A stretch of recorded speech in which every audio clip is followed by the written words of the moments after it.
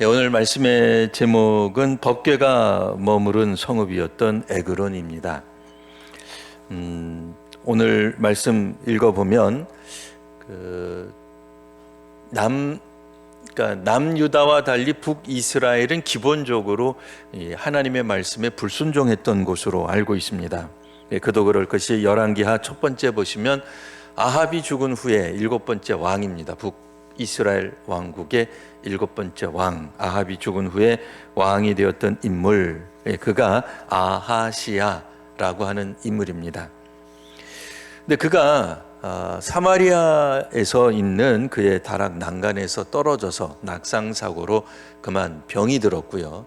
이 병이 든 것을 가지고 내가 이 병이 낫겠나, 이 병 때문에 혹 죽지는 않을까 걱정하는 나머지 자신의 앞의 미래에 대해 신에 대해 묻는 이제 그런 본문이 나오고 있죠. 근데 누구에게로 사람을 보내냐면 에그론의 신 바알 세붑에게 물으러. 그러니까 에그론이 그러면 어디냐 이거예요. 에그론.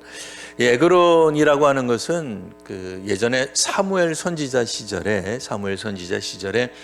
이스라엘이 블레셋과 싸우다가 대패를 한 적이 있습니다. 그때 법궤를 빼앗겨서 이 법궤가 블레셋 땅으로 가게 되는데, 문제는 이 법궤가 블레셋 땅이 있는 곳곳에서 어떤 특별한 역사가 나타나기 시작했습니다. 그러니까 블레셋 그 마을에 있는 그 성읍에 있는 곳곳마다 마을의 우상이 무너져 내렸습니다. 또 블레셋 주민들에게 독종과 또 독종 때문에 죽는 일이 발생했습니다. 즉 하나님이 참 신이시고 결단코 블레셋의 신들은 하나님을 이길 수 없음을 보여준 놀라운 사건이 일어났었는데, 그중 한 도시가 바로 에글론이었다라고 하는 얘기입니다. 그러니까 우리가 생각할 때는 하나님의 역사가 일어나면, 또 성령의 역사가 한번 일어나면 사람이나 지역이 완전히 변할 것 같은 그런 생각을, 기대를 하게 됩니다. 왜요? 하나님의 역사 하셨으니까, 하나님의 성령이 충만히 일어났으니까. 이를테면 애굽이 그러면은 완전히 그러면 기독교 도시로 성시화가 되었느냐? 10가지 재앙이 있었잖아요. 출애굽할 당시에. 그러나 변하지 않았어요. 하나님의 역사가 일어났고 그들 눈앞에서 나타났는데도 여전히 그들은 우상을 섬겼던 것입니다.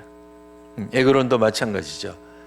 이곳에서 하나님의 놀라운 역사, 하나님 살아계심이 드러났지만, 경험했지만 그 땅 그 백성들은 여전히 블레셋의 신 바알 세붑이라고 나와 있는데 바알의 또 다른 이름입니다. 바알 신을 섬겼단 말입니다.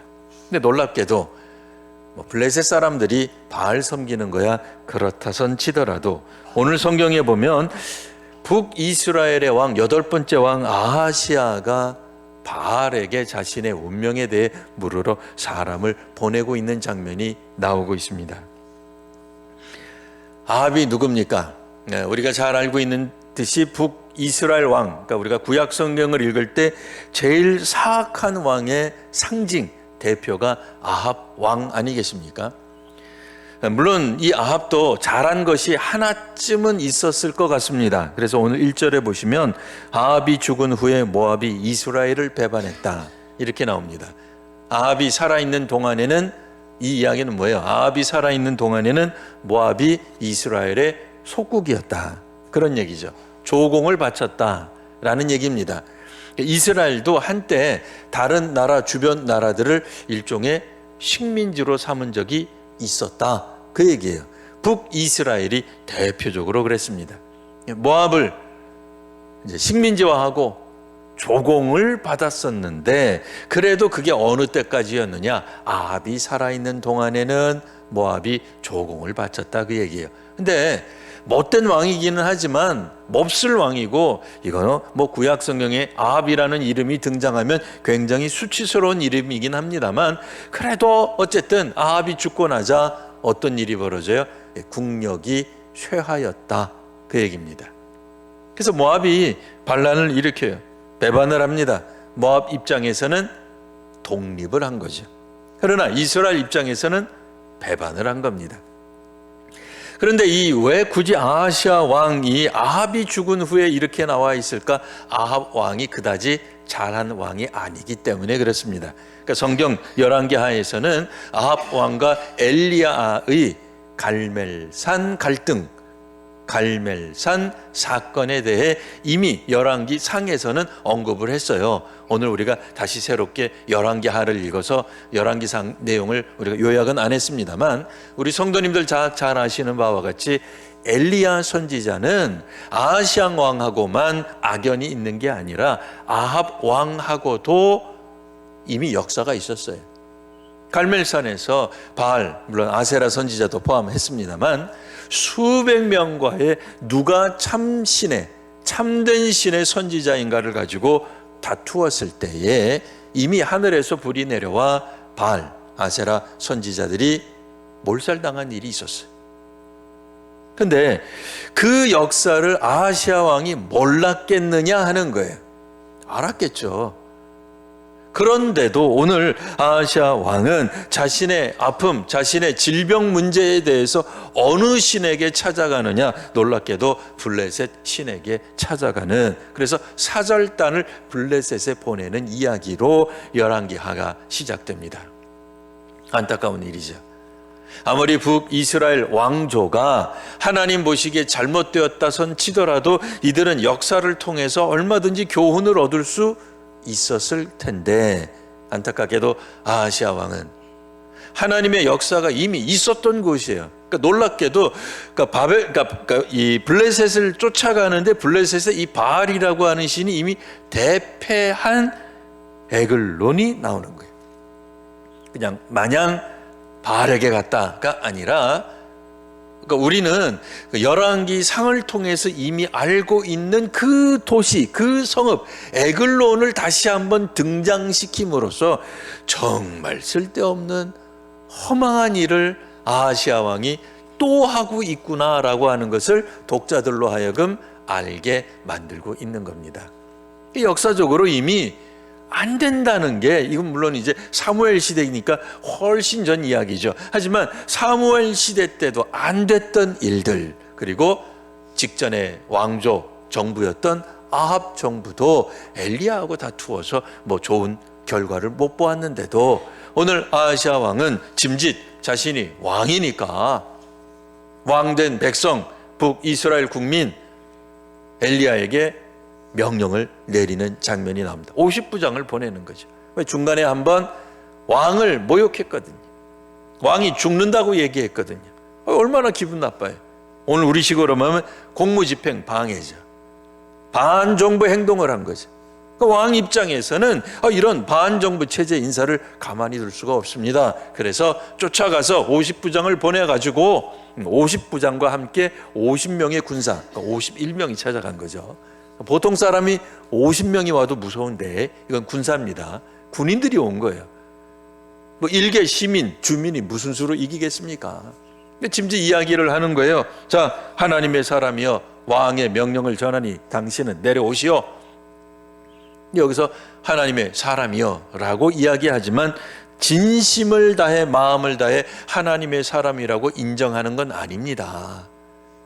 왜냐면 아하시아 왕도 엘리야를 하나님의 사람으로 인정하지 않아요. 그냥 이거는 뭐 선지자에 대한 별칭 정도, 뭐 그냥 그렇게 말하는 것 뿐이에요.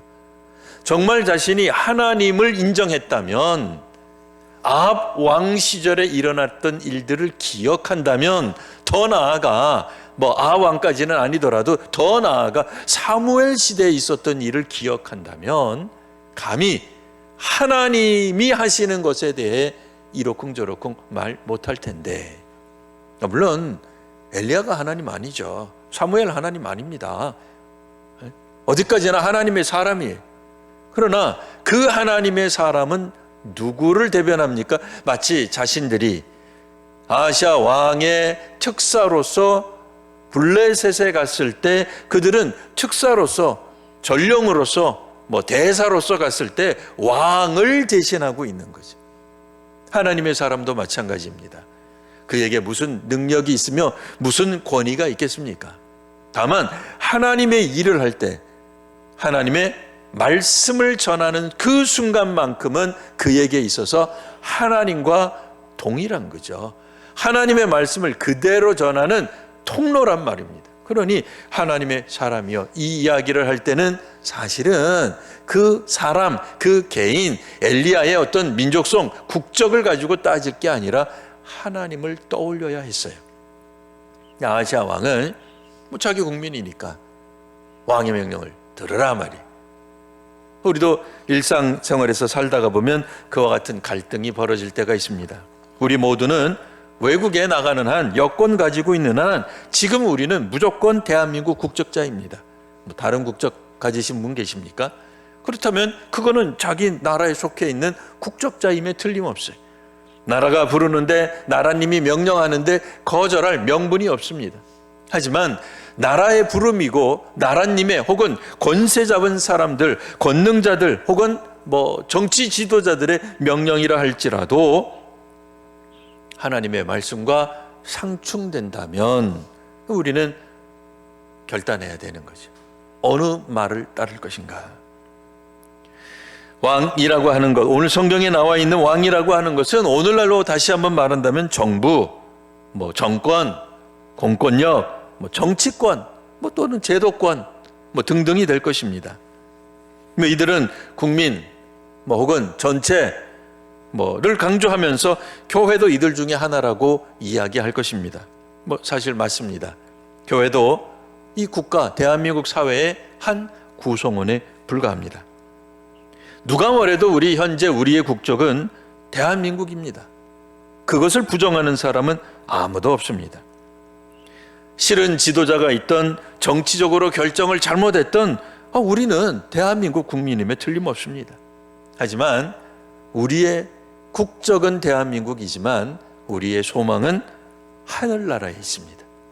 그렇기 때문에 오늘 우리들은 하늘나라 시민으로도 살아가는 권리와 의무가 함께 있는 것입니다.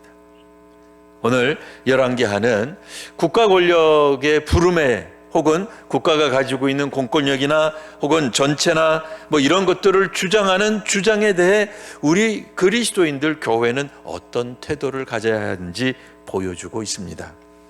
믿음의 사람들은 하나님 나라의 백성으로서 마땅히 살아가야 할 것입니다.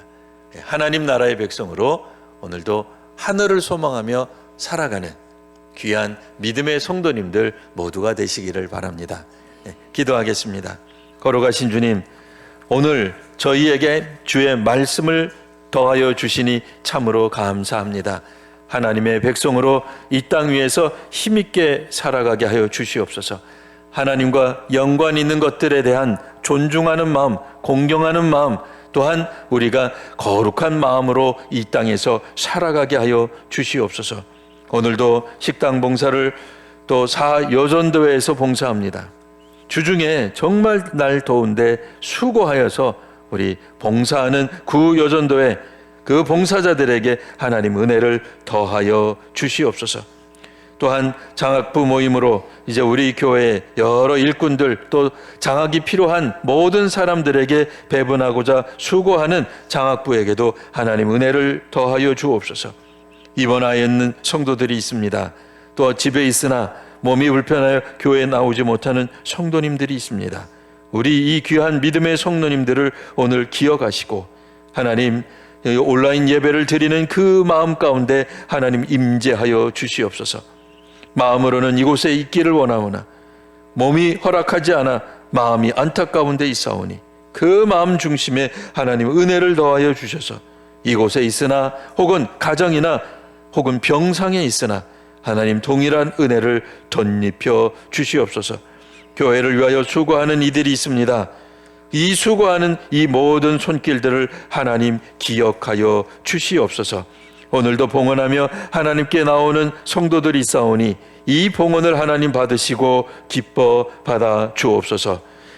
봉헌하는 이들에게 더욱더 복을 내려주시며 많은 것들로 하늘의 복을 채워 주시옵소서. 예수님 이름으로 기도합니다. 아멘.